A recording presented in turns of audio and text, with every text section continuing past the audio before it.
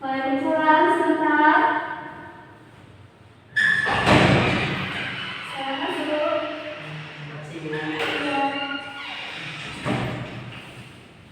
Selamat, mau duduk di sebelah mana? Sini, Bu. Oke, silakan.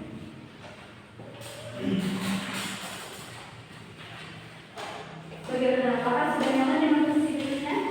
Sudah, Bu. Oke, nah sebelumnya perkenalkan nama Ibu Sautika Wilamawati, bisa dipanggil Tika.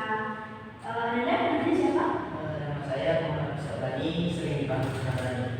Oke, nah gimana nih kabarnya Nabrani? Alhamdulillah baik, Bu. Oke, alhamdulillah baiknya. Sebelumnya ada kegiatan apa? Baru saya berikan kuliah pada Bu. Berarti siap waktu langsung mengikuti kegiatan ini. Iya, Bu. Oke, nah Ibu mau tanya nih, sebelumnya Nabrani sudah pernah mengikuti konseling? Belum, Bu. Belum, berarti ini pertama kali. Iya. Oke, berarti belum tahu ya apa itu konseling. Belum, Bu. Nah, di sini Ibu jelaskan terlebih dahulu konseling itu apa. Nah, konseling itu merupakan proses pemberian bantuan yang dilakukan oleh seorang konselor kepada konseling untuk tujuannya itu untuk membantu si konseling untuk menyelesaikan persoalan-persoalan yang dialaminya. Nah, oke, di sini berarti tidak perlu takut untuk menceritakan semua yang Nabrani alami atau rasakan. Karena di sini Ibu tidak akan menceritakan atau membocorkan apa yang sudah Nabrani sampaikan. Apakah Nabrani paham? Paham, Bu. Oke, nah di sini Ibu juga berharap keterbukaan Nabrani untuk menceritakan semuanya, dan juga Ibu juga berharap kesukarela Nabrani untuk mengikuti kegiatan ini. Apakah Nabrani sukarela ke sini? Baik, Bu. Saya sukarela. Alhamdulillah, sukarela ya. Nah, di sini Ibu juga berharap kita bisa sama-sama memperhatikan nilai-nilai dan juga norma-norma yang berlaku. Nah, adapun persoalan yang akan kita bahas yaitu adalah persoalan yang sedang Nabrani rasakan sekarang. Oke? Oke, Bu.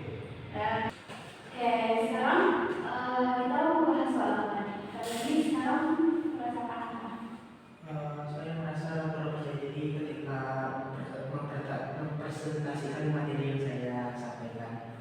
Oke, nah boleh ceritakan lebih dalam lagi saat Nabrani itu mau presentasi ini di depan kelas.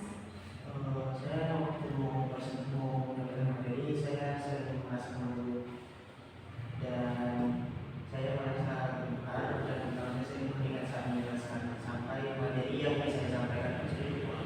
Ya, Nur, apa yang ada di dalam diri Nabrani pada saat itu? Saya takut salah menyampaikan materi dan takut kita teman-teman. Oke, jadi kamu merasakan takut ya saat kamu lagi mau presentasi dan juga dalam kegiatan presentasi.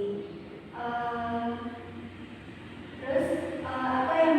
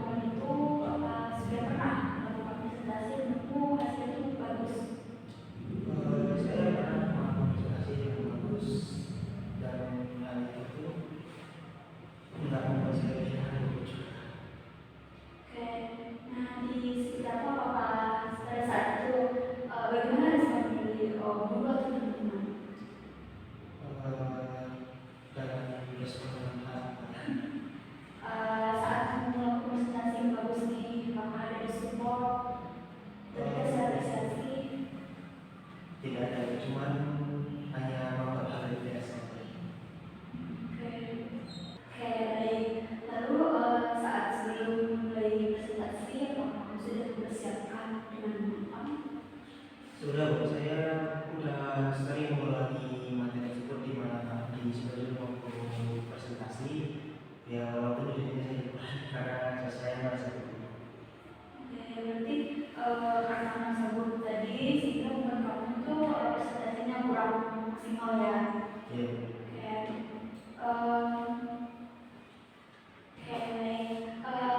Dari ini, coba kamu kasih nilai dari 1 sampai 10 menurut kamu presentasi kamu yang bagus itu dan pada berapa? Di 8/10. 8/10. Oke, berarti itu kamu sudah namanya mampu ya, dan merasa mampu dan merasa udah percaya diri nih saat melakukan presentasi. Nah, oke, dan tadi Rani bilang itu pasti nilai 8/10 kan presentasinya.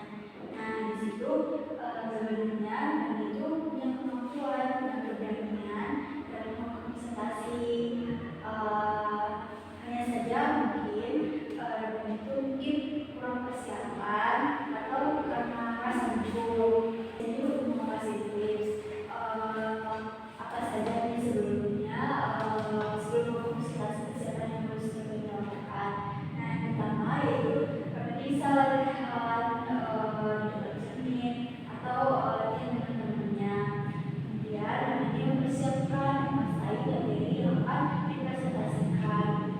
Lalu ini bisa dengan begitu bisa merasa percaya diri nih, karena itu sudah benar-benar memahami materinya dan juga bisa menjawab pertanyaan-pertanyaan. Dan itu ini juga bisa nih melakukan tips mengatur pernapasan. Nah, pada saat merasa gugup atau mungkin takut, ini bisa sebentar untuk mengatur pernapasannya seperti tarik nafas terlebih dahulu. Mungkin itu dapat membuat lebih rileks dan juga lebih tenang. Nah, setelah itu bisa melanjutkan presentasi lagi. Ini dari apa yang sudah kita bahas nih, apa yang sudah Rani pahami? Ini ketika saya ingin berprestasi, saya harus coba latihan terlebih dahulu, baik di depan cermin ataupun di depan teman. Ketika presentasi, saya pun harus mungkin kalau benar-benar gugup harus mengatur pernapasan kembali atau mengatur kembali yang ada dasar. Oke, nah dari itu sebenarnya dari itu mampu punya kemampuan untuk presentasi dengan bahasana, hanya karena tadi Google juga takut ya. Nah, juga untuk kedepannya apa nih yang akan mulai dilakukan? Sebenarnya saya mungkin akan melatih diri untuk mengulang materi untuk presentasi selanjutnya. Oke. Jadi apa yang sudah Rani sampaikan tadi, semoga itu bisa membantu atau bisa mendukung supaya Rani itu presentasi ke depannya lebih bagus lagi, lebih ada kemajuan. Nah, itu kita jadikan komitmen ya untuk pertemuan selanjutnya. Dan di sini Ibu lihat Rani itu punya kemampuan dan juga kepercayaan diri sebenarnya. Tapi karena di salah satu dia juga sehingga buat presentasi Rani itu jadi kurang maksimal. Nah, di sini Ibu yakin Rani bisa melakukan presentasi selanjutnya lebih baik lagi, dan juga dipermalukan apa yang sudah kita bicarakan tadi itu. Semoga untuk kedepannya ada kemajuan